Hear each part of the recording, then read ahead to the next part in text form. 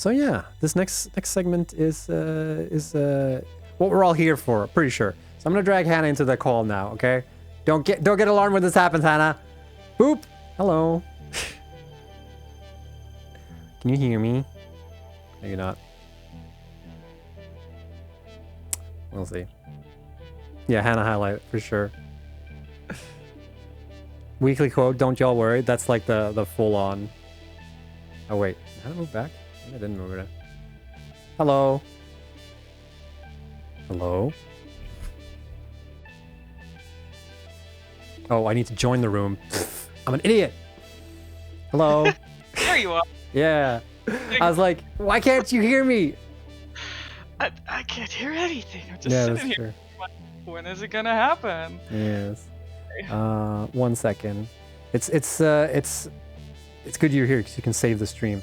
Yeah, I've seen the disaster happening live, so you know. So let's see if this works. If you're here, yay! Look at that. We can see Hannah. Hi. Magic. Hello. Hello. Hello. So yeah, this is Hannah. If you haven't been around before, this is Hannah. Hannah is our level designer, but also our narrative. What do you call it? Narrative. Narrative person. Narrative, the designer, writer. Mix. Yes. Yeah. For the story that no one knows anything about. Pretty much. Not even people at the office. No, it's funny because we did like there was like a presentation of like the story and everything, but I'm pretty sure like all of that is scrapped and we were doing everything, right? Yep. Nice.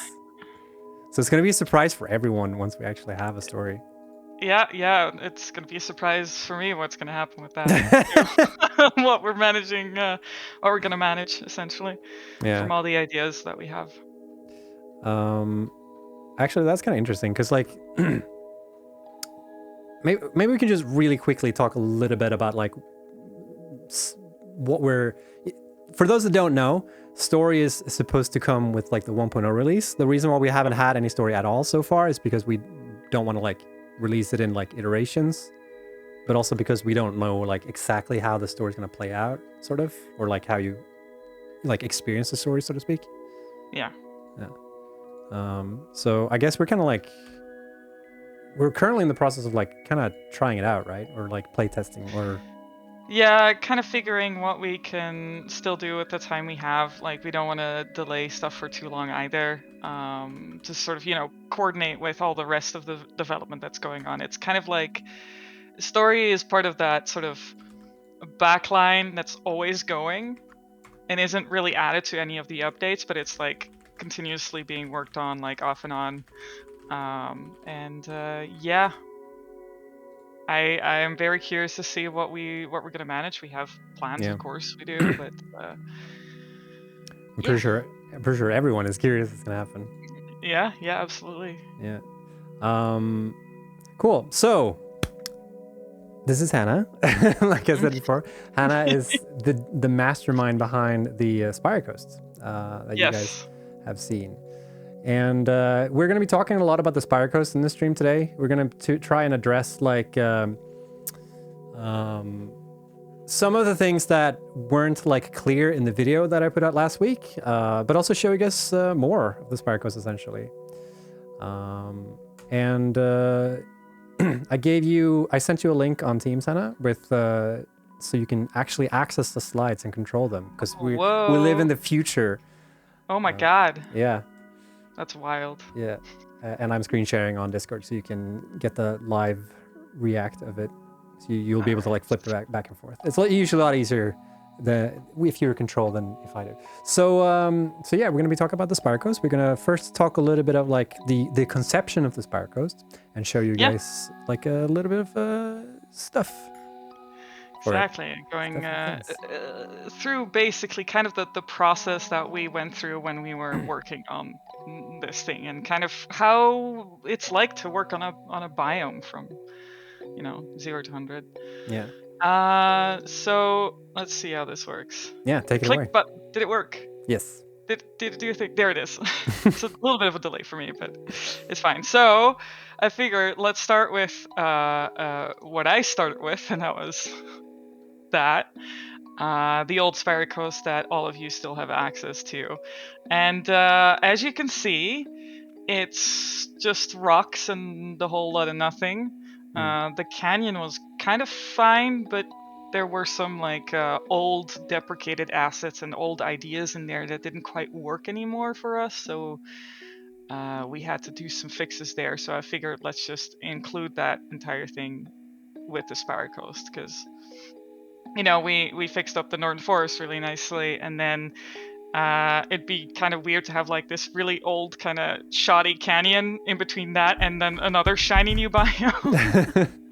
Yeah. So yeah. So usually what I started with was completely removing everything. And we also had some inspirations for the Spire Coast, and a lot of this, like this is one of the like kind of boards that we had, like the world team essentially. So a lot of the things that we were talking about was like, okay, we have a base of tropical islands. We wanted to do something tropical because it's flanked by 2 deserts. It's pretty warm, so let's do something warm but fertile. So we were, very inspired by kind of, I guess, Southeast Asian environments a lot. Islands, sandbanks, shallow seas. We wanted to add some rocky spires. We wanted to keep the Spire Coast the Spire Coast, which meant a lot of verticality. And then we wanted to do something more cozy with like rock overhangs and bridges and tunnels to sort of have that semi-cave feel to things, and then add some like waterfalls and make it just a really fertile, like lush place. Essentially, that's kind of what we started with, and this is one of the biomes that we kind of landed on universally very quickly. So that was really nice. So this is essentially like a mood board of all the different. Yeah, exactly. Just kind of like, we don't really do a lot of concept art for our environments. At this point, we have such a big asset library that we can kind of just work with what we have, and if we're missing something, then we'll make something new. So yeah, and this is kind of like one of the first things I did was like create some islands to sort of test out like how the landscaping kind of worked. And these are the islands that, when you go into the area, are like the northernmost, like most far out into the ocean. These ones, and then and then some basic cliff stuff, like not the spires yet, but just some like island cliffs to keep like, okay, how high do we want to go with these when it's far out? Yeah, very different. Like it's like the same mood, but very different like style of or, like feel to that area. Yeah, exactly. And here, something that happens when I make a lot of screenshots to post progress, and sometimes people photobomb these screenshots with their chat messages. So here, this one's sponsored by Mark. Oh, it's from the closing meeting. That's a while ago. It's from the closing meeting. Yeah, this is a while. last year somewhere. Yeah. We used to have like a group of people that like came together from different disciplines, and then we had a closing meeting where we just brought up stuff, and we stopped doing that a while ago, and it's cool to see it here. Yeah. Anyways. Yeah, exactly. And this is kind of the first picture that I have from after I completely raised everything, and I done most of the big like blockout overhauls. So I've painted where the islands were, like roughly, and I've made a lot of the spires.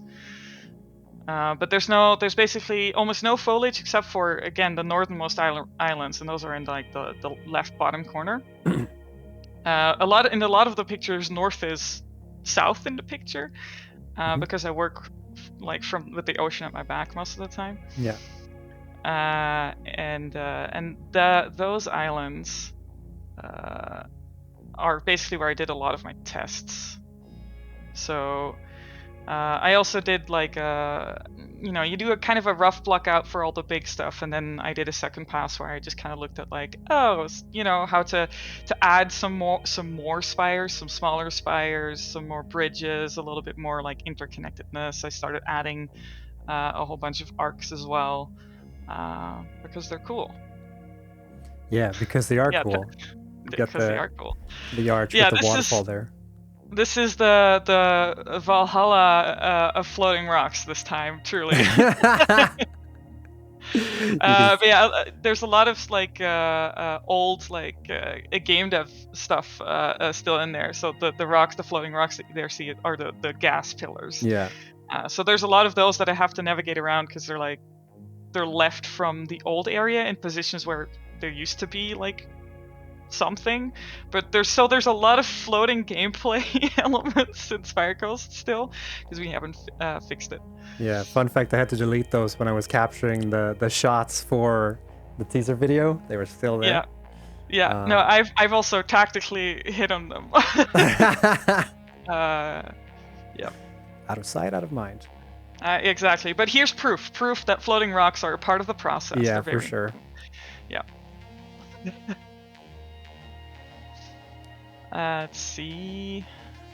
I've completely forgotten all like the order of the slides. Oh yeah, here you go. First foliage sketches. So this is those islands again, and this is kind of where I start testing out like, oh, what kind of foliage like combinations can I make that kind of get the vibe that we want it to go with. So I sort of, it's all still like fairly rough, and I just like combine things to see if they work both like shape wise, color wise, placement wise. I just kind of like try out some things, and then the images that are highlighted with orange, those are the ones that we picked to develop further. So those are the ones that we like the most, and then we went on to I went on to detail them and add more like types of assets to them, and that's how when we got this, and this was kind of the first like view of what the area truly could look like. Sponsored also by our art director Torsten, who made a shirt. Yeah, I was gonna say like made with some of the assets. I love the little shirt with the little drink at the bottom as well. Yeah. Yeah, Very that's exactly the vibe that we wanted to have for this area. Yeah, but so on the left is basically the main set, and that is also like I have a certain amount of foliage assets that I can use, and that includes a lot of the boulders and the gravel, and I can be around like 15-ish. 15 is like when it starts getting dodgy, and I need to start sort of like reducing the amounts of assets. So that's about the count that I usually have for my main set, and then I also start making some like subsets because I like to have in biomes as big as this especially like variances between the types of foliage I use in certain areas, so you can kind of understand where you are depending on which assets are used in that place. And so I can show more of that later. So dodge, yes, in the sense of like too many different types of assets being loaded on the same tile is too much? Yeah, yeah, it starts impacting performance. Gotcha. So I need to like keep that count. Like, okay, so it's not just like how many foliage types you place, it's also like how many different types you use. Exactly. Yeah. I'm pretty sure, because like all of these,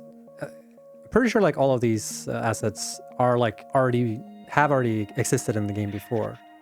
Yeah, these are basically using assets from all like a bunch of other biomes. This is purely picked from our library and then combined and placed in different ways to sort of, it's. A lot of my job is like reusing assets in a smart way, so you don't really, as a player, don't really think about like, oh, I've seen this before, or like, that this still giving this biome sort of a unique identity, even if I'm using similar assets as other places, or just kind of grabbing and taking from other places. Yeah, because I thought that was pretty wild when I saw it the first time, was that it felt like there's a lot of new stuff. But Yeah. it was only really like the coral reefs that were new. Yeah, there's some new assets or assets that we've kind of tweaked a little bit, but Okay. most of it is already used. Like the blue palm trees are from Rocky Desert, for example, Yeah. and like the ferns are from Northern Forest. And there's a plant that we use kind of in a lot of places. I think Western Dune Forest and also in some of the Dune Desert, Oasai. So it's just like scrounged like from everywhere. We have just a big library of toys essentially for me, where I can look at like this one, combine it together. Does it look good, etc.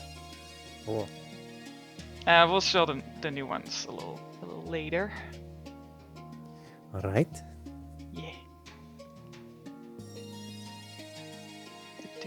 So yeah, a little bit of existing coral reworks. There we go. Yeah. Speaking of, also sponsored by the occasional material bug that makes light shows happen. Bug. Yes. Sure. Yeah. Oh man, that bug really threw me off for a loop when I was working in the areas. Like, excuse me, what the fuck is this? Yeah, you guys have seen it in. Really weird shit happens. There's there's like one plant. I'm pretty sure we shipped this bug with one plant. The cigar kind of looking. What are they called? Yeah, that were like glowing. Yeah, exactly. What is the name for it? It's the always like missing material. Yeah, kind of. Yeah. Cattails. Yeah. Yeah. Yeah, that means that the asset is deprecated and needs to be replaced generally. This was a different bug. Yeah. This was a bug, essentially, that the pink thing is deliberate. Just to basically a nice way to tell me by giving me an eyesore that this asset needs to be replaced, please. Yeah, don't ship this. Yeah, exactly. Like, obviously there's something wrong here. But yeah, I mean, it was pretty cool, honestly. I think we briefly contemplated, like, can we do something like this? But no. It's too intense. Gotcha. But yeah, these are some, like, examples. I didn't really have pictures of the old coral trees, but these coral trees have been remade. And then they're in more places all over the map. You can also see them a bunch in Blue Crater, like the disc trees. Yep. And then you have the sort of like the rock with some coral on it. That's the one new asset basically that we have for this area, because that is the one that we're using underwater, and that's one of the kind of the beginning of like underwater work that we're doing right now. But Hannah, I thought we said no underwater shit. I mean, visually, yes, underwater shit. Otherwise, it's boring as hell. Yeah, that's true. Like, it's like an empty ocean with nothing in it. It's just depressing. Like, we want to do something. It's my life. Yeah. And I mean, what tells you tropical than a colorful coral reef, right? Yeah, I know, right? Yeah. And then the kind of like stalky stuff that's like a mess is basically, we remade that asset because one, we didn't think it looked very good anymore and it had a lot of collision issues and stuff. So we made a version that is smaller and we paint more of them, and they combine into similar structures. So it's not as the collision actually works. There's no like invisible walls with it anymore, and it's more optimized and it looks a little better. So yeah. Stuff like that, like small tweaks. We got really lucky with this biome with how little we needed to add for it, and that was kind of the idea too. We didn't really want to have too many artwork for this because there's a lot of, I mean, there's so much to do, and we didn't want to add to the workload, so it just worked out really well. Sometimes it happens. Yep, and at this point in development, we've had years to grow a library of assets, right? So we're good.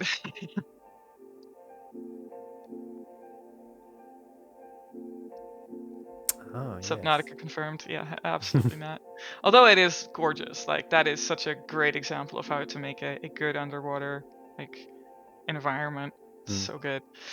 But yeah, when I was busy working on the blockout, I had this idea, and this is kind of an example of how sometimes you're going one direction and then suddenly you take a hard left turn into a new idea, and because we had these coral plateaus that we've also used in Blue Crater, and I was trying to figure out a way to add more like nice sort of overhangs to the area, and how to sort of create more of that sort of cave-like feeling and like nice height layering where you actually had a lot of surface up higher to like either walk on or build on whatever you want.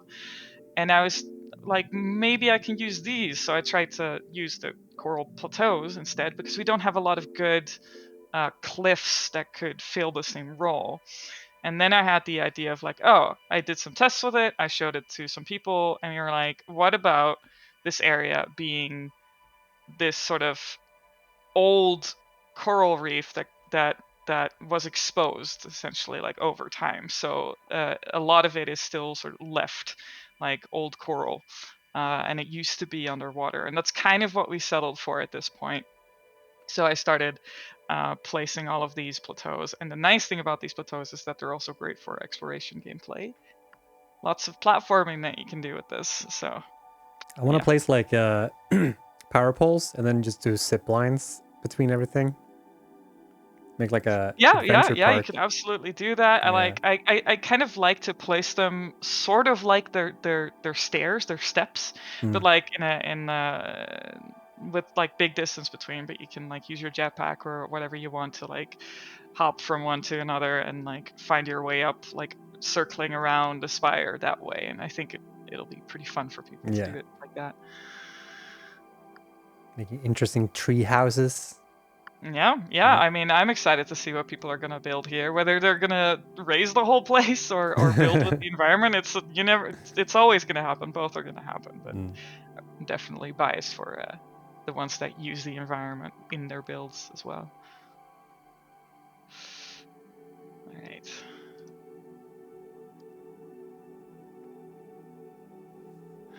Okay, so once all of the big stuff is done, like the sort of the blockouts with the cliffs and the blockouts with the landscaping, I start placing all the big foliage. And with big foliage, I mean the coral plateaus, all of the big trees, some of the big other coral pieces like the coral trees and stuff, because those are the most impactful. It gives me a good idea of what the vista is going to look like whenever you're standing anywhere, and kind of how lush we're going, and just kind of get an idea of like where all the foliage is going to be. So yeah, and that's really the moment where an area starts kind of feeling like it's alive and there's something happening here. Mm. At least from a distance. Like when the moment you go up close, like there's no low growth at all. It's just big trees. But yeah.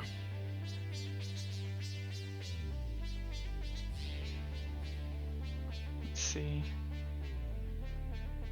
Yeah, and then after I'd been doing a bunch of this stuff, I made the first island essentially, and this one is somewhere in the middle. And this was kind of taking into account some of the new ideas that we had with the foliage, and just kind of like when I make the foliage test, I make them for only like one perspective, just just exactly enough to fill sort of the view of the camera. With this, I wanted to make an actual place that you could walk around in and look different ways and kind of get the feeling of what this area would be like. And it's like 80% in the sense that like we don't build anything up to 100%. We build everything up to an 80%, because the last 20% is often done by big stuff like lighting, and we're gonna replace some of the water stuff, like a lot of things that impact the whole area, and aren't really part of the normal day-to-day work that I do, and stuff that generally we aren't able to add until a little bit later because things are still in development. So a lot of things are considered to be at 80%, and 80% is essentially good enough to ship, but we can still improve it with things that we're either planning or hoping for, if that makes sense. Gotcha. Would you say that So like this, 80% is like where the majority of the other stuff for the planet is at, or? I mean, I think like the areas like Dune Desert, Northern Forest. If you kind of add the state of the sky now and like the environment and the lighting, I would say they're at 90% now, because we're planning to do some like global improvements that will get everything up to 100% essentially. But yeah, most of it is very near to completion. Gotcha. I hope. I certainly hope I so. mean, we can always feature creep a little more. Yes. I saw somebody, I am Alaska, I think, talk about how this seems like a lot of work for one person. Yes and no. I've been doing this for about 5 years now, and I've definitely gotten a lot faster.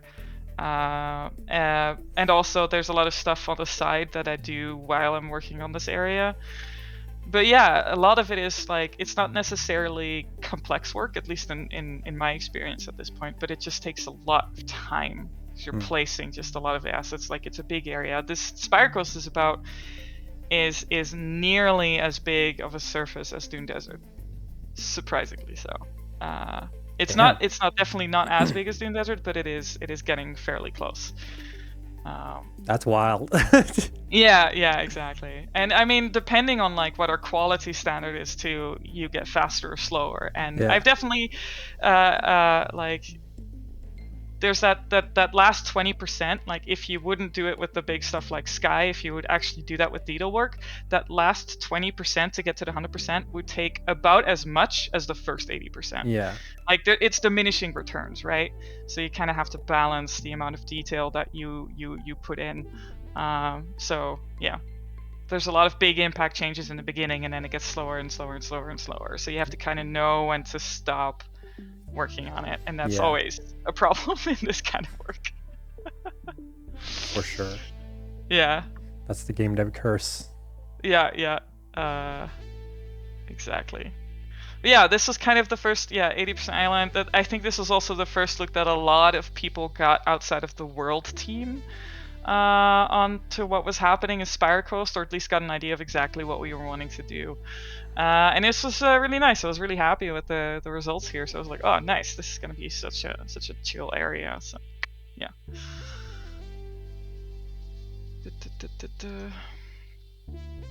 Okay, let's see.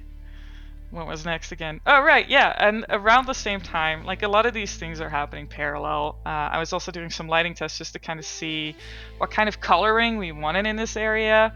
And that's always kind of a thing that has a huge impact on how an area is perceived. Usually I only change the sort of 12 o'clock time, because that's the time I always work in, and that's the time that has the people see the most, experience the most, and has the most impact on what an area looks like. So yeah, we tried some color tests, and it was fun because like I went with the sort of the rightmost image for a while, like this sort of like warm yellow green. And now we went back to blue.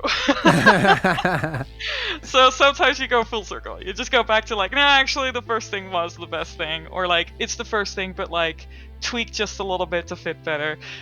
You know, sometimes you go in circles, and that's fine. Yeah. Yep.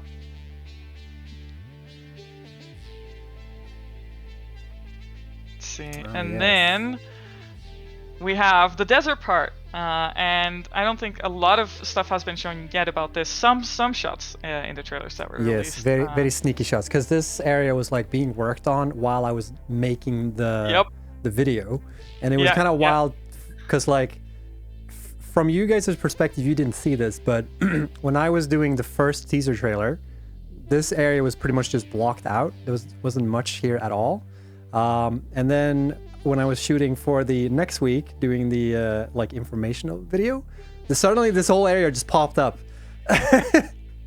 and I was like, all right, cool. I guess I could take some shots from it. There's some issues with like some of the waterfalls; they like render odd, so I haven't shown too much from this because of that.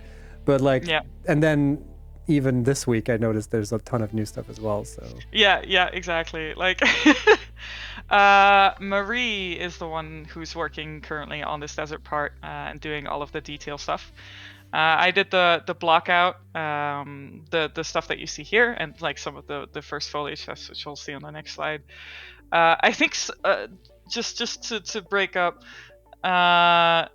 somebody asked whether I'm responsible for the stinger. No, I'm not. I don't take credit for this. I don't actually make any of the art assets myself. I just place them mostly, and I do some direction. And I'm also not responsible for any of the creatures, so I refuse the hate. Do you even place like the spawners and stuff like that, or is that someone else? No, I just do the visuals of areas, like all the gameplay stuff, like the hazards, the creatures, the collectibles. That stuff is all done by Mark and Ross, and mostly Ross at this point. They're the peeps who do that. How does that work, like level design wise, when like I guess you have some influence in terms of like if you make like a jumping puzzle or whatever and you want like some kind of reward maybe at the top, or like is that you sort of coming up with that, or is that Mark coming to you and be like, oh, it'd be cool if you do this, or like how does that work? It's a mix. It's kind of a mix where like I try to make interesting like locations where it's nice like for collectible to be, or make a little path, or I try to create a lot of spaces where I think they would be nice for a creature encounter or a collectible or something. And then after I'm done, like the others, they go through it and they kind of place some things, and if they need to like add some like routes or some jump puzzles, they do that themselves most often. Yeah, so we kind of try to adjust to each other as much as we can. Gotcha. So yeah. Yeah, this one was fun because the desert cliff set is very different from the other cliff sets, so the shapes I can make with these are very different. So I went for like a much more kind of like mushroom umbrella kind of feeling with these things. One of the big inspirations for this area was, I gotta get this right, it was a Ghibli movie, and I think it was Nausicaa. All right, we talked about this. Yeah, there's this underground area there where it's like crystallized trees, like this cave with these crystallized trees and this water everywhere. And I wanted to sort of recreate a feeling, but like warm, obviously. But that was one of those things that really was like, I want to make an area that feels like that, like petrified or crystallized trees. And that movie is super cool, so I'm like, yes, please. Yeah, all of the Ghibli movies have very like distinct nature shots. I love Ghibli movies. They're they have such great atmosphere and environment, so I definitely take some inspiration from those. And then I did. This was kind of like a mini version of what I did with the rest of the Spire Coast. It took me a lot longer to figure out what I wanted to do here. So this one was a lot later than the other stuff, but once I figured it out, I built this, and then also immediately did the big foliage pass. And we made like desert coral plateaus like for this.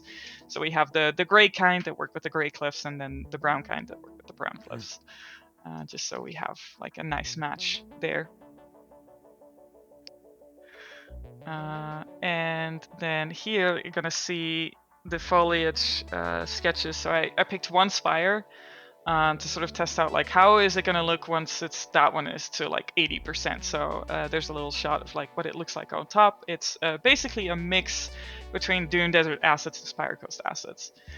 And then and underneath all of it, when more in shadow next to water, I added the shot that you see on the right, like bottom right.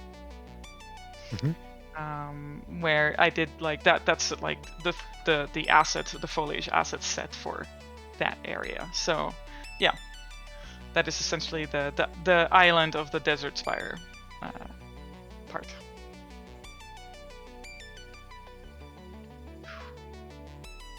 All right, and you got this bad boy. We got this bad boy. This was the first spire that I made. That was like final. And let me just tell you all that ivy is the bane of my existence. Completely, it's, yeah. You do not want to know how much work goes into that stuff. It's a pain. What is the why is it hard? Like, what's the issue? It's just when you paint on the ground, there's generally only one direction the plants go, and that's up. When you paint on rocks, I have to work with ivy that hangs, and there's a problem where, like, rock, it goes all the directions, and the foliage is painted like either it always sticks the same way, so I have to rotate every like piece of hanging ivy to actually work with the surface it's like attached to. It's I have to manually rotate those things, so you better appreciate the fucking ivy. All right. Walk up real close to it before you chainsaw it down, or maybe it won't disappear when you use the chainsaw. Who knows? No, it will. Okay. Bummer. Yeah. No, but it's ivy is like a big part of what makes this area feel so lush and tropical. So it's definitely a big impact on the area's kind of identity. So it's so nice, but it's also a pain. Yeah, it looks really cool. It looks so much more like detail with it. Yeah. Yeah, exactly. But yeah, that was the first spire that I made. This is kind of when we've like actually entered full production, left pre-production. And I say that, and here's pre-production. So this was the first time I was like, okay, let's try to figure out what a coral reef underwater would look like. And so I kind of took a mix of assets between blue crater assets, cave assets, and the new coral assets that we previously talked about, and I just kind of played around and placed it in a way. And then you see one where I've like hidden the water, so you kind of see what it looks like without the water on top of it, and then with the water on top of it. So there's definitely like shifts there. We're still playing with how the water looks, so that's gonna most likely be changed in some way sometime. No ETA on that though. But yeah. It's that one was like super quick because the cave assets lend themselves incredibly well for this stuff. So because the caves kind of have that underwater feel to them, which is very deliberate.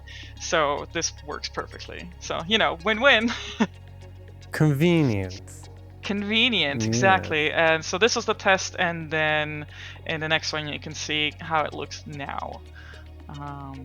When I've added like cliffs and the coral trees to it, I actually framed everything as if it like structurally with the landscape, and I made the depth work with what we wanted. So this is how it is currently in the engine. Nice.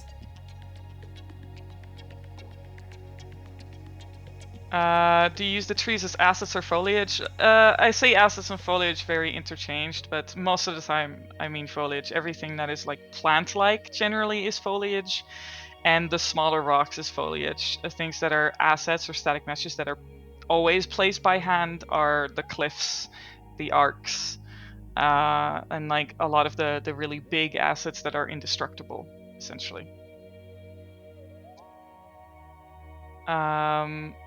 When designing terrain, do you work with the world grid turned on?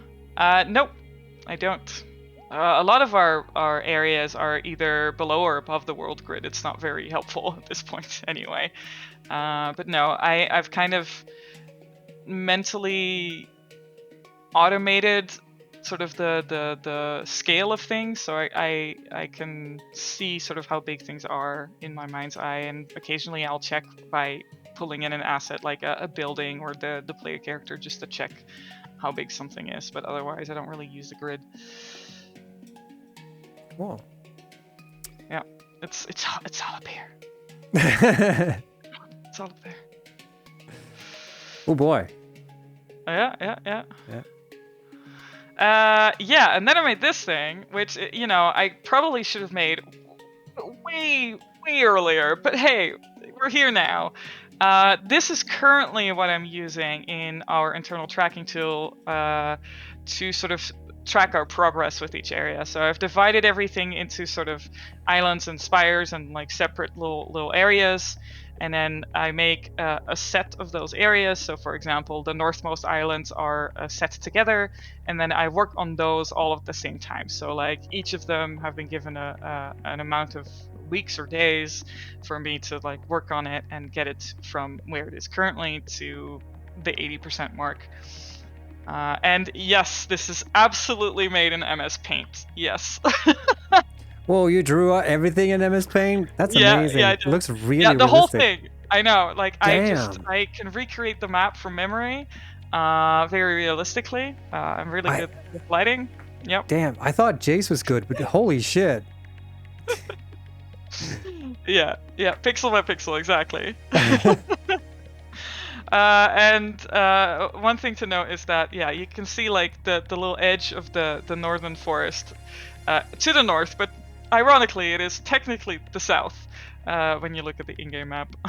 Yeah. Yeah. So here you go, chat. Here's the entire Spire Coast. I don't think we've shown this is that the anyways. top-down full overview of the entire Spire Coast. You can see the canyon as well, like at the north, the top of the image.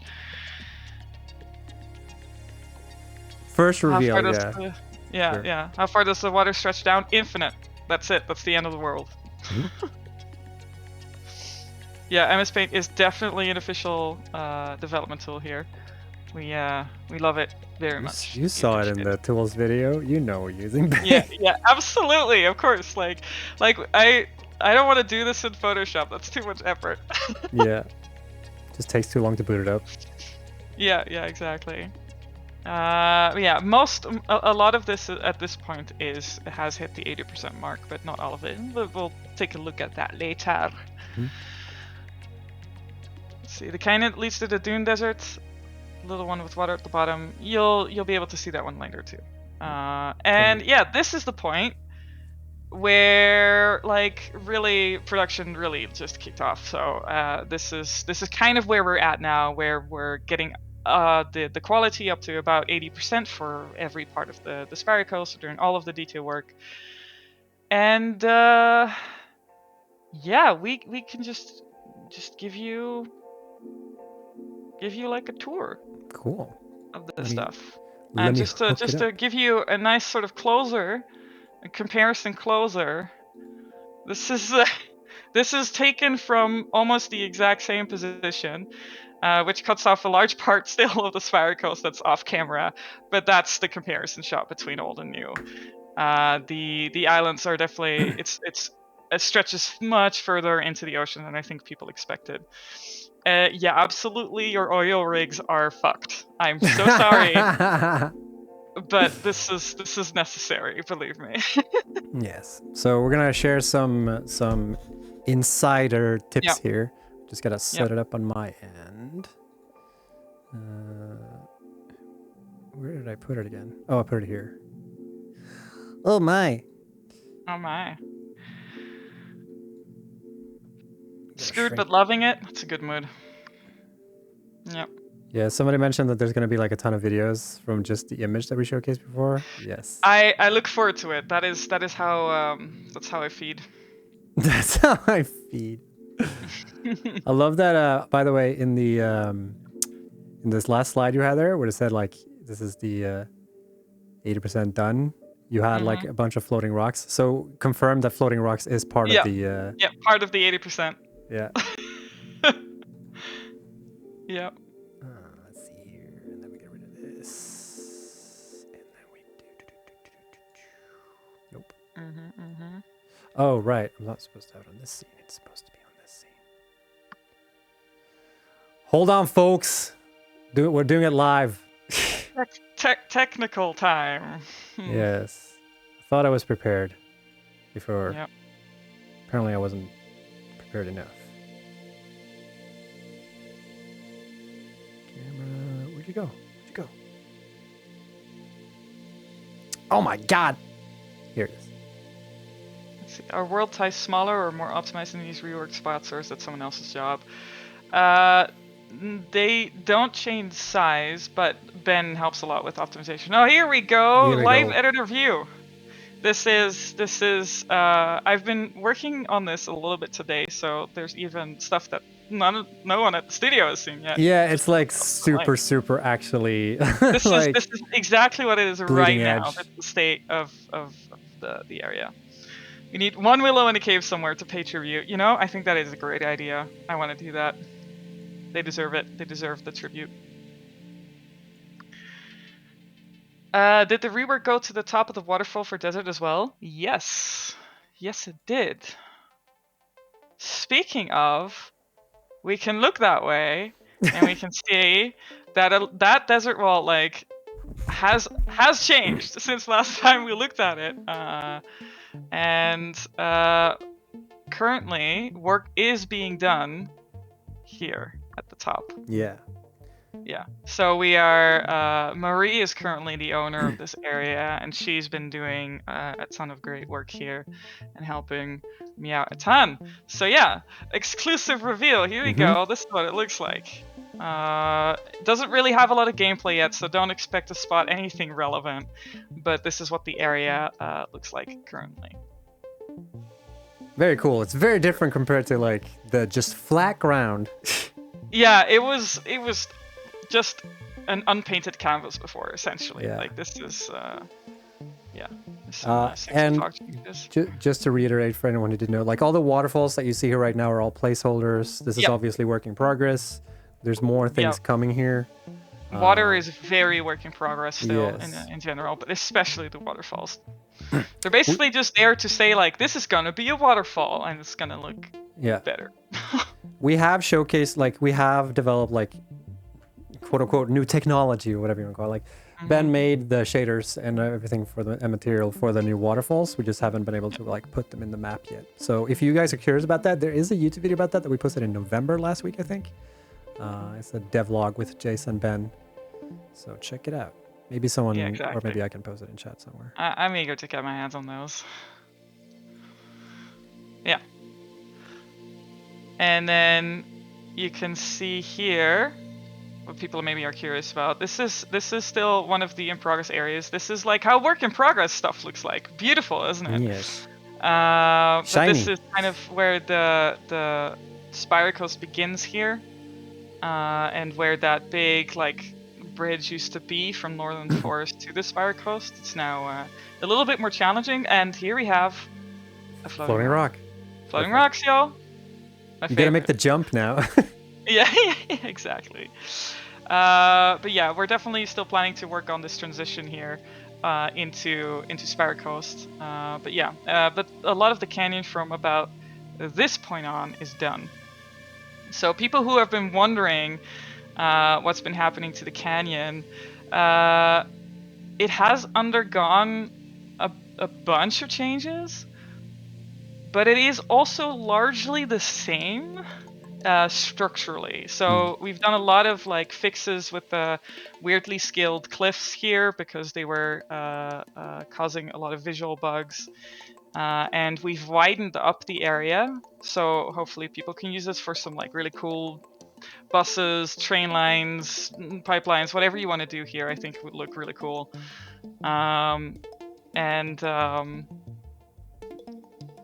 I have definitely edited the landscape, so things might be either floating or a little bit swallowed. But this area is the safest of the Spire Coast area, most likely, for people to have built in, but we'll see.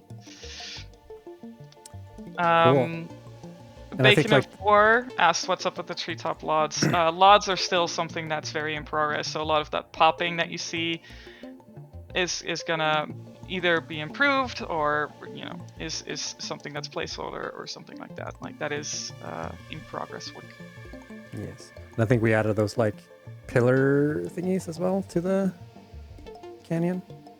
Were those there before? A lot of these were there already. I actually removed a bunch of the platforms that were on the ground that made it impossible to drive through the canyon in one go, and some of the smaller like spires that were in the canyon to sort of open up some of the space. So like these were already here. Yeah.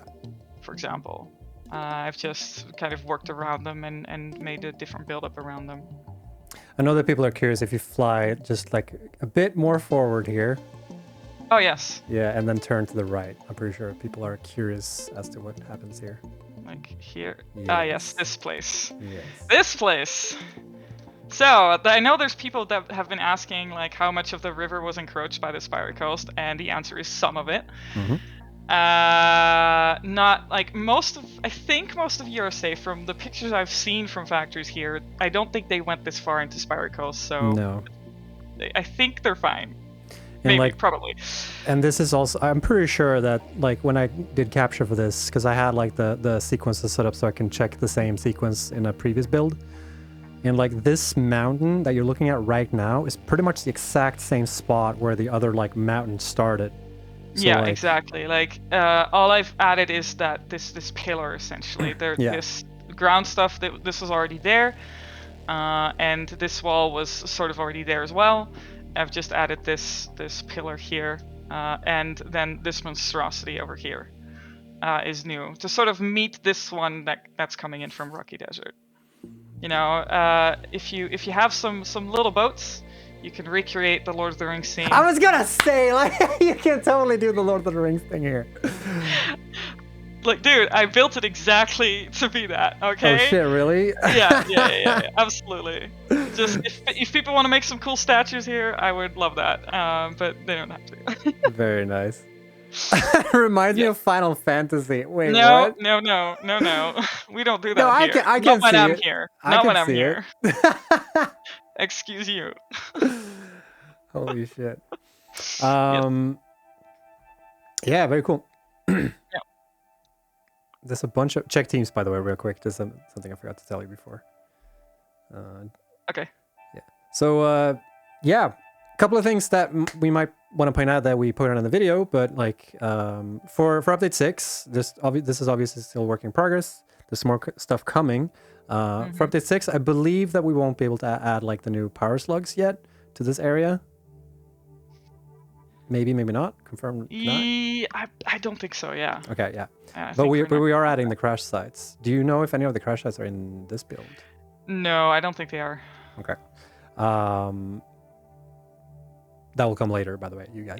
Yeah. I think they just started adding stuff to this area very recently. Yeah. So because some area, of course, a lot of it is now done enough for them to go in and add gameplay. Yeah.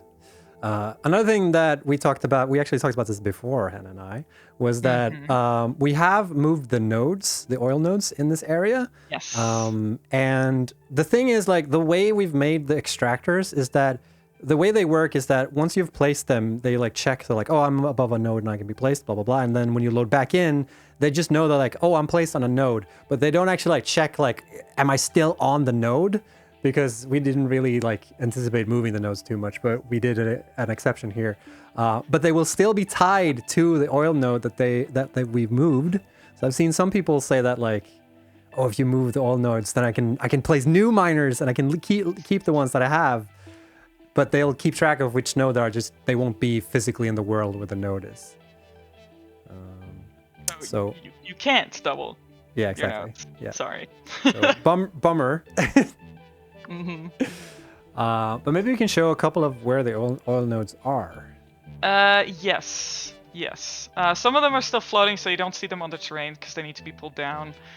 One is going to be here. Let's see if I can like figure out. Select it. It's always hard to do when you just. I want to imagine that this is like 20% of your day. It's just being like, come on. Just it's like trying to aim, like. Scale it up. And magic. Yeah, look at that. Yeah. So here's one of them. There are, and now we're seeing the beautiful mesh collection that is game view. There are two over here. Yes, those was the one in the video. Yeah, these are the most recent islands I've been working on. Yeah. Like last week I made those. And then there is one over here that is floating still because this is still in progress. You can see the difference between left and right here. But this one is also still floating. There you go. Peekaboo. Boom. And let's see. There's one over here. These are the northern islands that I've been talking about a lot. Actually, you can maybe recognize this from the first like foliage test. That was this little area here. Oh, right. And this is now changed, but this is where I did the very first test. Yeah. With the foliage that we did here. I had another fun story was when like 2 weeks before I made the actual like teaser trailer, I flew around and like checked out like the environment and took like snapshots of like, oh, this might be a cool shot and this might be a cool shot. I had to go to Hannah with some of the shots. I was like, I can't find this. Where is it? Like I took this cool shot. It's just a completely different area. Like, yeah. And there's some here. This little desert island here is two. Oh yeah. Yeah. So they're kind of spread out. Yep, exactly. I feel like before they were much more like hunched together in the canyon and stuff. I think that's all of them. Cool. And if not, it'll Don't be quote up to me on that. Yeah, it'll be up to you guys to find the rest. Yeah. I guess. The rest is a treasure hunt, I guess. Yeah. Sure. Right here. Here's one. Hannah spoiled it. I just saw it. I was like, then they can quote me and I'm right. Mm-hmm. Yeah. Yes. Yeah, I think it's the same amount of oil nodes, but it might change. I think so. I think they've just kind of moved them around and not changed or added or removed any of them. Just moved them. I think last time I talked to Mark, he said like, yeah, it's probably the same amount or more. We'll see. Or maybe we'll add more in the future. Maybe we'll see. One thing we have said is that we are going to add like more like general nodes to the Spire Coast, so you have like a more diverse set. Because right now there's only oil nodes, but in the future we want to have like a diverse set so you can better set up shop and like similar to how like the Gold Coast, I guess, where like you have better possibilities to set up a factory layout that's based on around oil or whatever, so it's not just oil.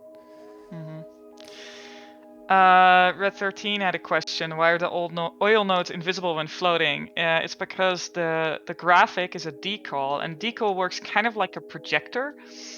So imagine that there's like a little camera that's projecting an image, and the little box around them, like the little square, is essentially the area that if that hits something solid, like in this case the landscape, the projected image actually is projected on top of that space. So if I would put this on a cliff, the same thing would happen. You'd see it on the cliff.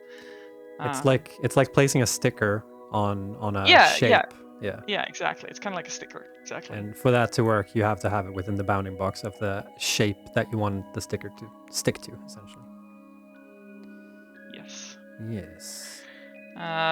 Decals project onto foundations and walls. Yeah, I'm pretty sure like the stuff that all of you use for like, you know, the stickers and decals that you use work kind of the same way, where it's like, you know, a sticker put on top of the foundations or the walls or something to like make the images appear or make the road things or stuff like that. It's kind of the same.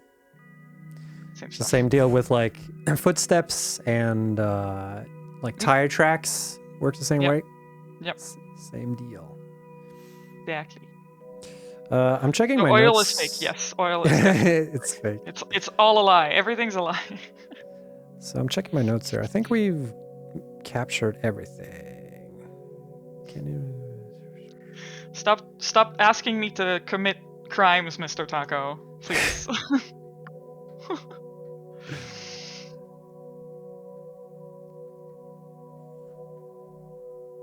So yeah, like this is a pretty. You guys have gotten a pretty in-depth look here as to what the Spire Coast will look like, at least as of today, because this isn't final anything. Yeah, exactly. Like I think, let's see. For example, here you can see like where stuff ends. It's like here you go, stuff that's been worked on and stuff that's not quite. Yeah. Still empty. Yeah, I did pick my angles when I shot the teaser. Yeah, exactly. Just avoid the stuff that doesn't have anything else. I'm currently working on this little area here, this little stream. The geyser is in the same area in the canyon, yeah, so far. Mm. It's in the little pool. I don't think that's moved now. At least not since I caught that teaser. Oh, Nope. I remembered some more oil nodes. Should I show them? Go for it. All right. It's up here. Boom, Oh, yeah. this little valley here. Yeah. There's 2. Next to this big waterfall that absolutely makes sense. What are you talking about? You guys. Stop talking about the waterfalls. Obviously, this is fine. But it's more, I don't think it's mostly the faucet one, the other one on the other side. Yeah. I mean, let's just say there's a reason. That's all I'm going to say. Here's another one. Yeah, I haven't seen, there's a couple of, I'm a bit disappointed because there was one shot in the teaser trailer that I felt like I made it super obvious that there's something going on, but nobody really caught up on that. Is it this one? Yeah, and it's visible right now as well. But I won't delve more into it than that. So yeah. Pissed off. Mystery. Oh, mystery. Oh, ooh, boogie.